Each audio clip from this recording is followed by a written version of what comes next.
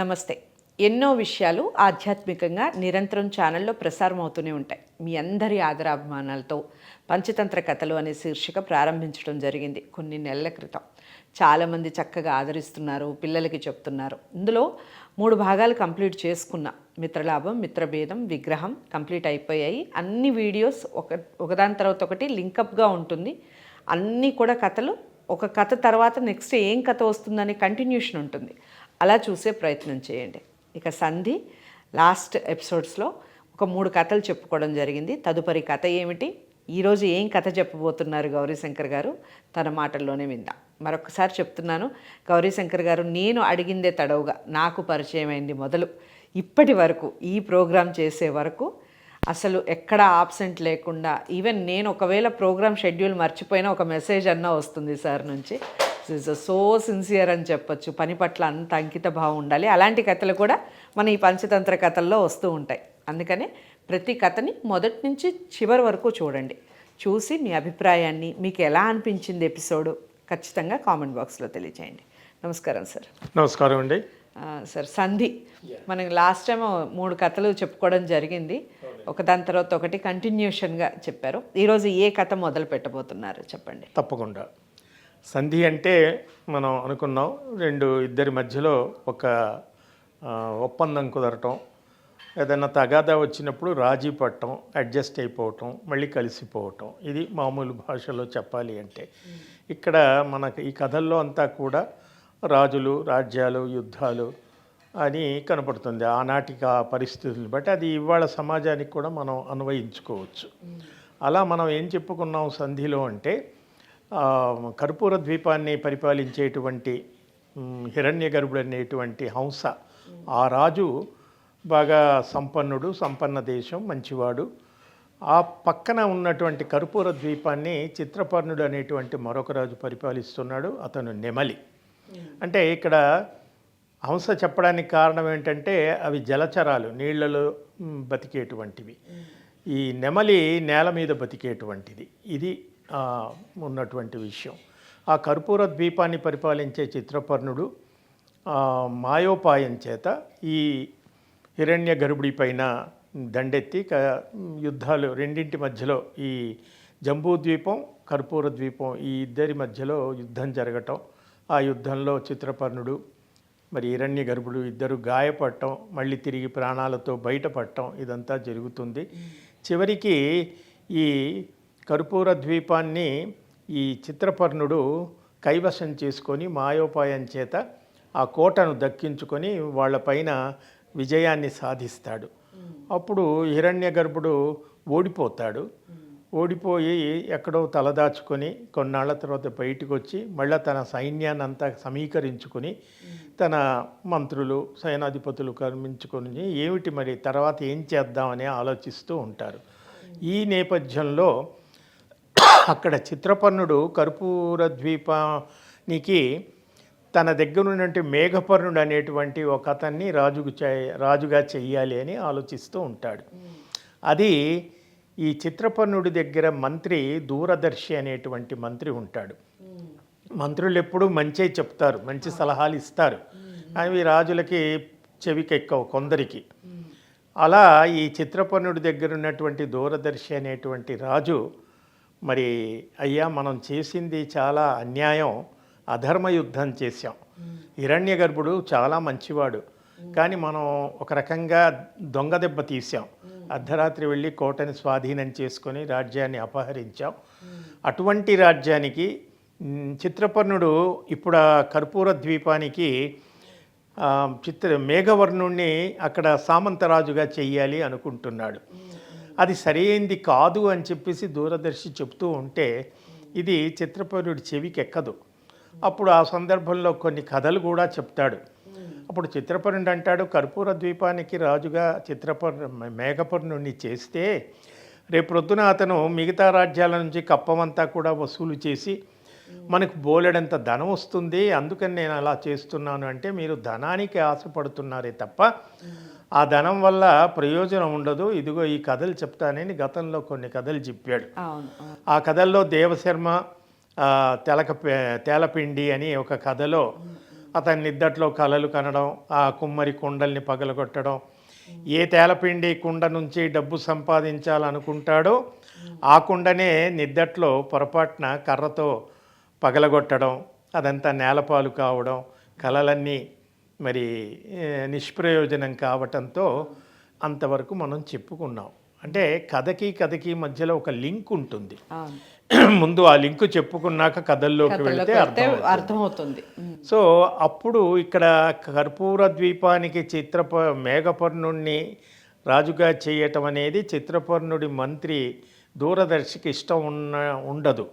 అప్పుడు మీరు చెబుతూ ఉంటే వినట్లేదు, మరి ఇది మంచిది కాదని ఈ కథలు చెప్పిన తర్వాత అప్పుడు చిత్రపర్ణుడు అంటాడు, దూరదర్శి చెప్తున్నవన్నీ విని విసుక్కుని చివరికి సరేలే ఆయన చేయొద్దు అంటున్నావు, మరి ఎవరిని చేయమంటావు అని చెప్పి అప్పుడు ఇతన్ని అడుగుతాడు దూరదర్శిని. దూరదర్శి అంటాడు, అసలు ఎవరిని చేయకూడదు, అసలు మనం కర్పూర ద్వీపాన్ని జయించిందే ఒక అధర్మంగా జయించాం, కాబట్టి మనం వాళ్ళతో సంధి చేసుకుందాం. సంధి చేసుకుని హిరణ్యగర్భుడు చాలా మంచివాడు, ధర్మశీలి, దయాహృదయుడు, అందరినీ నమ్మి మరి దగ్గరికి చేరదీసేటువంటి ఒక మంచి మనసు కలిగినటువంటి వాడిని మనం దొంగ దెబ్బతీసి రాజ్యాన్ని అపహరించాం, అది మంచి పద్ధతి కాదు, అసలు మనం సంధి చేసుకుందామని అక్కడ సంధి అనేది మనకు మొదలవుతుంది. అప్పుడు చిత్రపర్ణుడు అలాగా మరి ఎవరిని నువ్వేమో మేఘపర్ణుడిని వద్దంటున్నావు, ఇంకోళ్ళని పెడదామంటే అసలు ఎవరూ వద్దు, సంధి చేసుకొని వాళ్ళతో కలిసిపోదాం అంటున్నావు, సరేలే ఆలోచిద్దామని చెప్పి చిత్రపర్ణుడు అక్కడికో వాళ్ళ సంభాషణ ఆగిపోతుంది. ఈ సీన్ అంతా కూడా, ఈ దృశ్యాన్నంతా కూడా హిరణ్యగర్భుడి దగ్గర ఉన్నటువంటి ధవళాంగుడు అనేటువంటి ఒక కొంగ, ధవళాంగుడు అంటే కొంగ తెల్లగా ఉంటుంది కాబట్టి ధవళము అంటే తెలుపు శరీరం కలిగినటువంటి ఇది ధవళాంగుడు, పేర్లు కూడా అలా పెడతారు కథల్లో.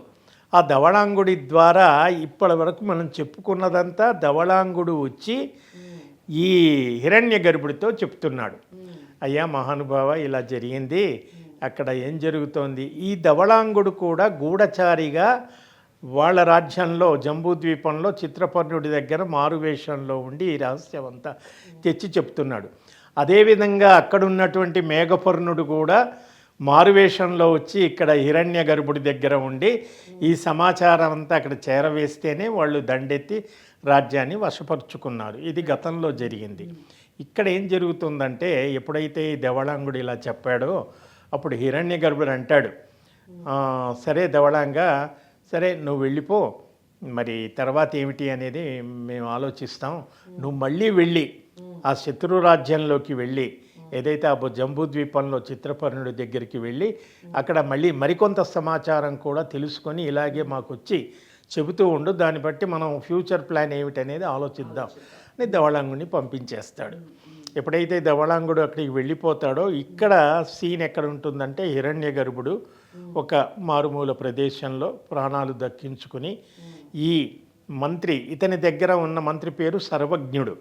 సర్వజ్ఞుడు అంటే అన్నీ తెలిసినవాడు, అక్కడేమో దూరదర్శి అంటే వాడికి బాగా దూరదృష్టి ఉంటుంది, రేపేం జరగబోయేది అనేది చెప్పగలుగుతాడు. ఇక్కడ హిరణ్యగర్భుడి దగ్గర ఉన్నటువంటి ఈ సర్వజ్ఞుడు అనేటువంటి మంత్రి అప్పుడు అడుగుతాడు, మరి ఏం చేద్దాం మనం ఇలాంటి పరిస్థితుల్లో అంటే అప్పుడు సర్వజ్ఞుడు అంటాడు, మహారాజా చిత్రపర్ణుడు గెలిచాననేటువంటి గర్వంతో బాగా మిడిసి పడుతున్నాడు, అతన్ని గర్వాన్ని మనం అణచాలి అంటే దెబ్బకు దెబ్బ తీయాలి అంటే ఒక ఏనుగు నదిలో పడిపోతే ఆ ఏనుగును రక్షించడానికి సామాన్యులకి శక్తి ఉండదు, వీలు కాదు, చేత కాదు, కాబట్టి ఏనుగును నీళ్లలోంచి రక్షించి బయటికి తీయాలంటే మరో ఏనుగే కావాలి. కాబట్టి ఇప్పుడు చిత్రపర్ణుడు మనల్ని మాయోపాయం చేత జయించాడు, మనమేమో ఓడిపోయాం, మళ్ళీ అతన్ని గెలవాలంటే అటువంటి మోసపూరితమైనటువంటి ప్రణాళికలతోనే ఆ ప్లాన్తోనే మనం గెలవచ్చు. కాబట్టి ఇటువంటి పరిస్థితుల్లో మనం ఏం చెయ్యాలి అంటే మన పొరుగు దేశం ఉంది, అక్కడ సింహళ ద్వీపం, ఇది కర్పూర ద్వీపం, అది జంబూ ద్వీపం, ఈ రెండింటి దగ్గర మధ్యలో సింహళ ద్వీపం. కాబట్టి సింహళ ద్వీపం రాజు చాలా శక్తిమంతుడు. తన దగ్గర చాలామంది సైన్యం ఉన్నారు, మంచివాడు, బలవంతుడు. మనం సింహళ ద్వీపం రాజు యొక్క సహాయం తీసుకుని ఆయన ద్వారా మనం ఈ చిత్రపన్నుని పైన దండయాత్ర చేయమని అడుగుదాం. ఆయన దండయాత్ర చేసి ఆయన ఓడించినప్పుడు అప్పుడు మన రాజ్యం మనకు దక్కుతుంది అని వీళ్ళు ఈ రకమైనటువంటి ఒక ఎత్తుగడ వేస్తారు. అప్పుడు ఇది హిరణ్యగర్భుడికి నచ్చుతుంది. బాగుంది, మంచి సలహా ఇచ్చాం అని వెంటనే ఆ సింహళ ద్వీపరాజుకి ఈ హిరణ్యగర్భుడు ఒక లేఖ రాస్తాడు. ఆ లేఖ రాసి అక్కడ ఉన్నటువంటి తన ఒక వాళ్ళ అనుచరులు ఉంటారు కదా, అనుచరుల ద్వారా ఆ లేఖను అక్కడికి పంపిస్తారు. ఇది ఇక్కడ హిరణ్యగర్భుడి సీన్ అయిపోతుంది. మళ్ళీ తిరిగి మనం అటువైపు వెళితే అక్కడ చిత్రపర్ణుడు ఆ దూరదర్శి చెప్పిన మాటలు వినకుండా ఆ మేఘపర్ణుడు అనేటువంటి బాగా నమ్మేశాడు. ఈ మేఘపర్ణుడు ఒకప్పుడు హిరణ్యగర్భుడి దగ్గరకు వచ్చి మాయోపాయం చేత ఇతని దగ్గర ఉండి ఇతని మెప్పు పొంది ఇతనికి వెన్నుపోటు పొడిచినవాడు. అటువంటి వాడిని అక్కడ చిత్రపర్ణుడు మెచ్చుకొని దగ్గరికి తీసుకుంటున్నాడు. అంటే వాళ్ళ మనిషే ఇక్కడికి వచ్చి వీడిని వెన్నుపోటు పొడిచాడు. ఇక్కడ చిత్రపర్ణుడు ఏం చేస్తాడు, ఆ మేఘపర్ణుడిని తన ఆంతరంగికుడిగా నియమించుకుంటాడు. కర్పూర ద్వీపానికి సామంతరాజు చేస్తానంటే మంత్రి ఒప్పుకోవట్లేదు. అతన్ని విడిచిపెట్టడం ఇతనికి ఇష్టం లేదు. ఎందుకంటే అతని ద్వారానే కదా నేను రాజ్యాన్ని గెలిచాను. కాబట్టి అతని ద్వారా అతని చెడ్డవాడైనా మేలు పొందాను, చెడ్డవాళ్ళతో కూడా మేలు పొందిన వాళ్ళలో చెడ్డతనం చూడకుండా వాళ్ళ పొందిన సహాయాన్ని దృష్టితో ఈ చిత్రపర్ణుడు అతన్ని దగ్గరికి తీసి అతన్ని ఆంతరంగికుడిగా పెట్టుకొని వీళ్ళతో కలిసి అలా తిరుగుతూ అవన్నీ చేస్తూ ఉన్నటువంటి సమయంలో ఏం జరుగుతుందంటే అప్పుడు తను మేఘపర్ణుడు చెప్తాడు, అయ్యా మహారాజా. అప్పుడు చిత్రపర్ణుడు అడుగుతాడు, నువ్వు చాలా కాలం హిరణ్యగర్భుడి దగ్గర ఉన్నావు, ఆయనకి బాగా దగ్గర అయ్యావు, ఆయన నమ్మకాన్ని పొందావు. అతను ఎలాంటివాడు, అతని దగ్గర ఉన్నటువంటి సర్వజ్ఞుడనే మంత్రి ఎలాంటివాడు? అప్పుడు మేఘపర్ణుడు చెప్తాడు, అయ్యా హిరణ్యగర్భుడు నిజానికి చాలా మంచివాడు, చాలా ధర్మవర్తనుడు. అతను అంత మంచివాడు కాబట్టి నన్ను నమ్మి నేను గూఢచారిని, నేను శత్రువుల మనిషిని అని తెలియకుండానే నన్ను దగ్గరికి చేరదీశాడు. ఇంకోళ్ళు అయితే మామూలుగా కొత్త వాళ్ళని అనుమానిస్తాం. అతను ఏ అనుమానం లేకుండా నన్ను దగ్గరికి తీశాడు, నన్ను ఎంతో ఆదరంగా చూశాడు, నన్ను తనతో పాటు పెట్టుకున్నాడు. కాబట్టి అతను చాలా మంచివాడు అని చిత్రపర్ణుడు చెప్తాడు. సరే, అతను మంచివాడు. అతని దగ్గర ఉన్నటువంటి సర్వజ్ఞుడు ఎలాంటి వాడు అంటే, సర్వజ్ఞుడు కూడా చాలా తెలివైనవాడు. సర్వజ్ఞుడు ఎప్పటికప్పుడు హిరణ్యగర్భుణ్ణి నన్ను దగ్గరికి తీయొద్దు అని చెబుతూ ఉన్నా మరి హిరణ్యగర్భుడు మంత్రి మాట వినకుండా నన్ను చేరదీశాడు, దగ్గరికి తీశాడు. కాబట్టి అతను చాలా మంచివాడండి. అంటే మరి అలాంటప్పుడు నువ్వు ఎలా హిరణ్యగర్భుడి దగ్గరికి చేరగలిగావు? అంత మంచివాడు అంటున్నావు కదా, అతని దగ్గరికి ఎలా చేరగలిగావు అంటే అప్పుడు ఒక మాట చెప్తాడు మేఘపర్ణుడు, అయ్యా మనం ఎవరినైనా మోసం చేయాలి అనుకున్నప్పుడు వాళ్ళని చాలా ఈజీగా వాళ్ళు మనల్ని నమ్మినప్పుడు చాలా ఈజీగా మోసం చేయొచ్చు. ఉదాహరణకి ఒక మనిషిని మనం చంపాలి అనుకున్నప్పుడు ఆ మనిషికి దగ్గరయ్యి అతను నమ్మించి అతని ఒడిలో మనం పడుకున్నప్పుడు చంపటం చాలా ఈజీ. కాబట్టి ఆ రకంగా నన్ను ఆ హిరణ్యగర్భుడు నమ్మి చేరదీశాడు, అందుకు నేను దెబ్బతీశాను. ఇందుకు నేను ఒక కథ చెబుతాను. పూర్వం ఒక కథ జరిగింది. అదేమిటి అంటే, ఒక బ్రాహ్మణుడు, ఒక మేక. ఈ కథ ద్వారా ఏం తెలుస్తుందంటే, మనిషిని నమ్మించి ఎలా మోసం చేయొచ్చో తెలుస్తుంది. మీరు నన్ను ఏమడిగారు, హిరణ్యగర్భుడు అంత మంచివాడైతే అతన్ని నువ్వు ఎలా మోసగించగలిగావు అని అడిగాడు. మనం మోసగించడం ప్రపంచంలో మనుషుల్ని చాలా తేలిక. అందుకొక కథ చెబుతాను వినండి అని అప్పుడు ఈ మేఘపర్ణుడు చిత్రపర్ణుడికి ఒక కథ చెబుతాడు. ఇదంతా ఇంతవరకు చెప్పిందంతా కూడా దీని లింక్. మనం గతంలో 3 కథలు చెప్పుకున్నాం. ఈ కథల్లోకి వెళ్ళినప్పుడు ఇప్పుడు చెప్పబోయే కథ ఏదైతే ఈ బ్రాహ్మణుడు మేక అనే కథ ఉందో ఇది 4వ కథ కింద మనం చెప్పుకోవాలి. ఈ కథల మధ్యలో ఈ ఈ కథ లింక్ వస్తూ ఉంటుంది, రాజ్యాలు రాజులు ఇవన్నీ కూడా. కాబట్టి ఇప్పుడు మేఘపర్ణుడు చిత్రపర్ణుడు చెప్పిన కథ ఏమిటి అంటే, ఒక బ్రాహ్మణుడు ఒక మేక. ఆ కథలో మోసం ఎలా మనుషులని ఈజీగా తేలిగ్గా మోసగించవచ్చు అనే కథ మనం తెలుసుకుందాం. రైట్, చాలా చక్కగా చెప్పారు, మీరే కంక్లూజన్ ఇచ్చేశారు. మామూలుగా మనకి కథలు విన్నప్పుడు కానీ ఉపోద్ఘాతం ఉంటే విషయం అర్థమవుతుంది. ముందు ఉపోద్ఘాతం చదవాలని కానీ మా అప్పుడైతే చెప్పేవాళ్ళండి, మా టీచర్స్, మా కాలం టీచర్లు అయితే ఖచ్చితంగా మీరు పుస్తకంలో ముందు ఉపోద్ఘాతం చదివారా, విషయ సూచిక చూసారా అని మా తెలుగు మాస్టర్ ఖచ్చితంగా అడిగేవారు. కారణం ఏంటి అంటే అందులో ఉన్న లెసన్స్ ఏమిటి, ఈ పుస్తకం అసలు దేనికి సంబంధించింది, ఎవరు రచించారు, దీని వెనకాల ఉన్న విషయం ఏమిటి, ఈ విషయాలన్నీ మనకు తెలుస్తాయి పుస్తకంలో అది చూసినా చదివినా. సో అలాంటిదే ఇప్పుడు ఈ ఎపిసోడ్ అనమాట చేసింది. అసలు ఏమిటి బ్రాహ్మణుడు, అది ఆ కథ ఏమిటి, దాని వెనకాల ఉన్నటువంటి ఆంతర్యం ఏమిటి, నెక్స్ట్ ఎపిసోడ్లో తెలుసుకుందాం. వీడియోని లైక్ చేసి అందరికీ షేర్ చేయండి, ఛానల్ని సబ్స్క్రైబ్ చేసుకోండి. నమస్తే.